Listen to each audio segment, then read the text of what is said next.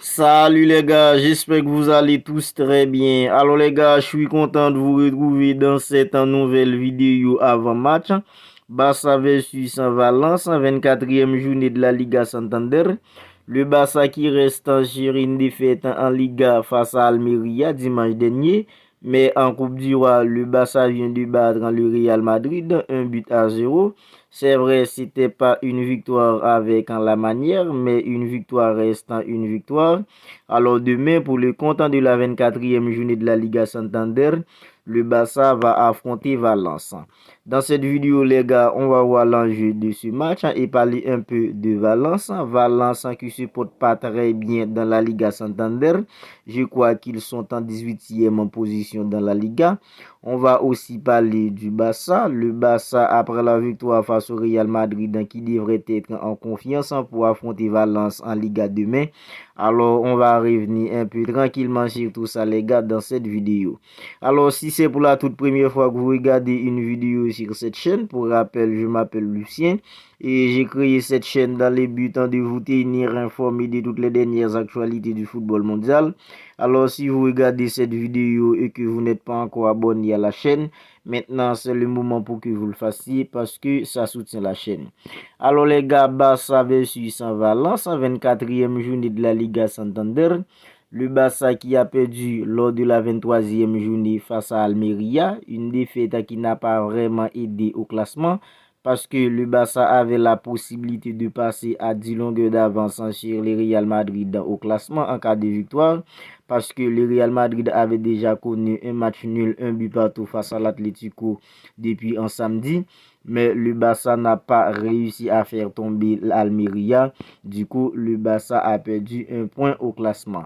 Mais demain, face à Valence, le Barça n'a pas les doigts à l'erreur parce que le Barça n'a que la Liga et la Coupe du Roi. J'insiste sur cela parce que ce sont les seuls trophées que peut remporter le Barça sur la saison.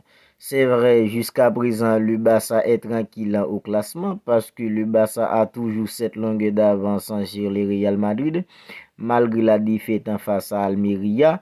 Mais l'enjeu est que demain, face à Valence, le Barça ne peut pas se permettre de faire un match nul ou une défaite.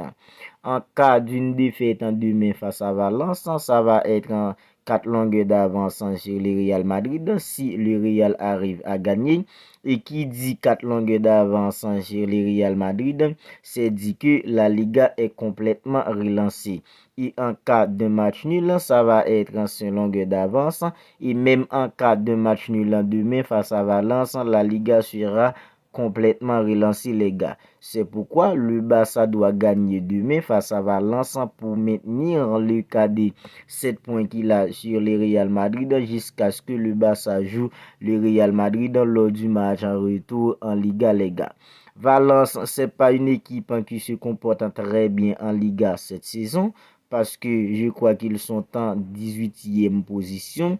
Et c'est pourquoi ils ont révoqué Gattuso qui était leur entraîneur. Et lors du match aller, Valence avait donné une belle opposition au Barça. Le Barça avait gagné grâce à un but à la dernière minute de Robert Lewandowski. Mais demain, on n'aura pas Robert Lewandowski. Et la victoire du Barça face au Real Madrid est bien tombée parce que les joueurs sont en confiance pour aborder ce match en demain face à Valence.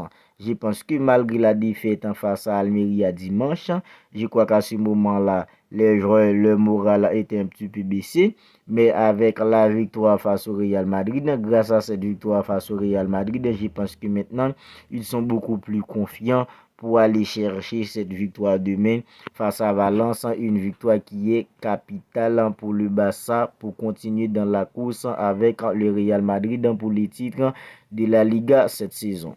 Mais on ne sait pas ce que va faire Xavi demain parce que la façon dont le Barça avait disputé le match en face au Real Madrid, en décidant de défendre très bas, il y a des joueurs qui ont dépensé beaucoup d'énergie. Un joueur comme Ronald Araujo qui a défendu durant tout le match en face à Vinicius, il a dépensé beaucoup d'énergie. Un joueur comme Frenkie de Jong, un joueur comme Gavi, ce sont des Franck Kessié, tout ça. Même si Franck Kessié était sorti, ce sont des joueurs qui ont dépensé beaucoup d'énergie face au Real Madrid. Alors, on ne sait pas si Xavi ne va pas décider de le faire reposer demain. Alors, je ne crois pas qu'il va le faire et je ne veux pas qu'il le fasse aussi parce qu'il l'a fait face à Almeria et ça a coûté 3 points cruciaux au classement. Alors, malgré le fait que le joueur ait dépensé beaucoup d'énergie lors du match face au Real Madrid, alors demain, face à Valence, Xavi Hernandez devrait aligner une équipe compétitive avec Ronald Araujo et dans la charnière centrale pour que le Barça prenne ces 3 points demain face à Valence, un 3 points qui va encore nous pousser plus près vers ce titre de la Liga cette saison. Alors voilà, le 11 ans probable pour ce match. D'après moi, je pense que Marc-André ter Stegen va être titularisé dans le but. Dans l'axe, Ronald Araujo, à l'absence d'Andreas Christensen, je pense que Xavi va l'accompagner avec un joueur comme Marcos Alonso. À droite, je pense que face à Valence, Xavi devrait titulariser un joueur comme Jordi Alba. Et à droite, un joueur comme Jules Koundé. Puis au milieu, Franck Kessie, Sergio Busquets, Frenkie de Jong. Puis devant, Rafinha, Gavi et puis Ferran Torres ou Ansu Fati.